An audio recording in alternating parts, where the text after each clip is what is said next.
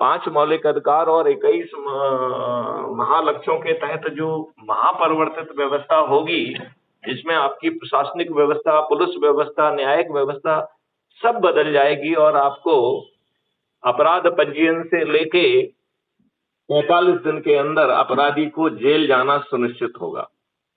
इस नई व्यवस्था में जो लाट साहब बने न्यायाधीश अन्याय करने की छूट नहीं रखेंगे।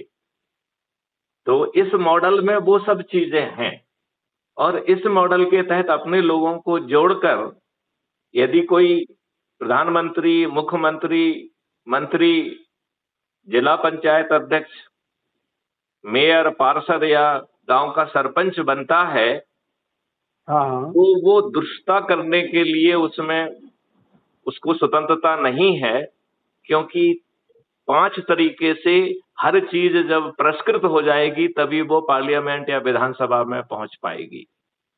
तो यदि हम ये भी मान लें कि हमारा प्रधानमंत्री दुष्ट प्रवृत्ति का है, तो भी वो दुष्टता को जो है नियम, कानून और नीतियों में समाहित करने में पूर्णतया असमर्थ होगा। तो सर मेरा तो ये मानना है कि चर्चा करो ना, सहमत मत हो, कम से कम चर्चा तो करो, मंचों पे तो आयोजित करो। उससे सर 36,000 से अधिक पत्रकार जुड़े हुए हैं और सभी दुष्ट हैं, सभी अपना पेट पाल रहे हैं। अन्यथा बताइए इस विषय पे चर्चा क्यों नहीं हो रही है?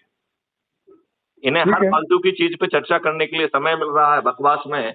इस देश निर्माण की चीजों में अब ये देखिए, जैसे अभी एक कानून लाए हैं जो कि अभी पार्लियामेंट्री समिति को दे दिया गया है, जेपीसी को दे दिया गया है।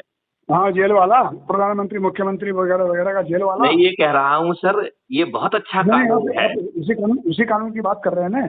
ये सर उसी की बात कर रहा हूँ। मेरा सर मानना है, बोले, सुन रहा हूँ आप, बोले सर। मेरा मानना है कि ये बहुत अच्छा कानून है, लेकिन इसके पहले वाला तो कदम उठा लो कि इस देश में चपरासी बनने के लिए सचरित्र होना जरूरी है। लिहाजा कानून का निर्माता बनने के लिए बुद्धिमान चाहे ना हो, चाहे वो पढ़ा लिखा ना हो, कम से कम सचरित्र तो हो। ये तो कानून में प्रावधान कर दीजिए।